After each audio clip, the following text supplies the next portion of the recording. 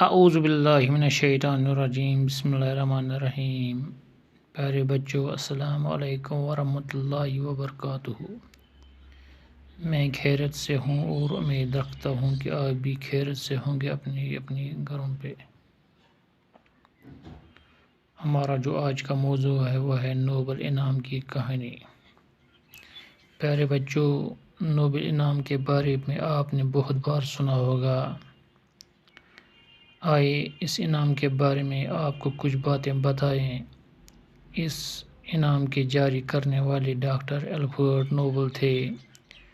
انہی کے نام پر یہ انعام نوبل پرائز کہلاتا ہے، جو دنیا کا سب سے بڑا اعزاز و انعام ہے۔ نوبل پرائز ہر سال امن، ادب، فزکس، کیمسٹری، ادویات اور اقتصادیات میں نمایاں کارناموں پر دیے جاتے ہیں۔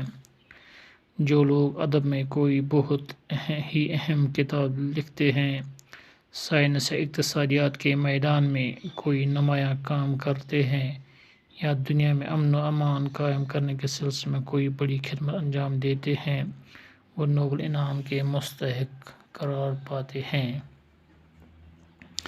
اس انعام کی خصوصیت یہ ہے کہ یہ دنیا کے کسی بھی شخص کو بھی بلا امتیاز رنگ و نسل مل سکتا ہے۔ اس انعام کی رقم لگ بھگ 15 لاکھ روپے ہوتی ہے۔ متعدد ہندوستانیوں نے یہ انعام حاصل کیا ہے۔ پیارے بچوں، جیسا کہ آپ جانتے ہیں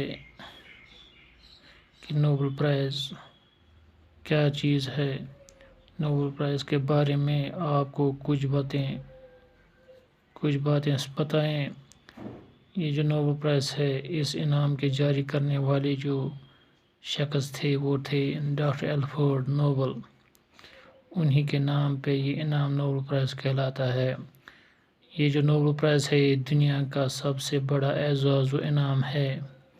نوبل پرائز ہر سال امن و ادب، فزکس، کیمسٹری، ادویات اور اقتصادیات میں نمایاں کارناموں پر دیے جاتے ہیں۔ جو لوگ ادب میں کوئی بہت ہی اہم کتاب لکھتے ہیں، سائنس یا اقتصاد کے میدان میں کوئی نمایاں کام کرتے ہیں، یا دنیا میں امن و امان قائم کرنے کے سلسلے میں کوئی بڑی خدمت انجام دیتے ہیں، وہ نوبل پرائز کے حقدار ہوتے ہیں۔ یہ جو نوبل پرائز ہوتا ہے، اس انعام کی خصوصیت یہ ہے کہ دنیا کے کسی بھی شخص، دنیا میں جو بھی شخص ہو، یعنی کسی بھی شخص کو بلا امتیاز رنگ و نسل مل سکتا ہے۔ یہ جو انعام ہے، اس انعام کی کل رقم لگ بھگ 15 لاکھ روپے ہوتی ہے۔ بہت سارے ہندوستانیوں نے یہ انعام حاصل کیا ہے۔ باقی وسلام۔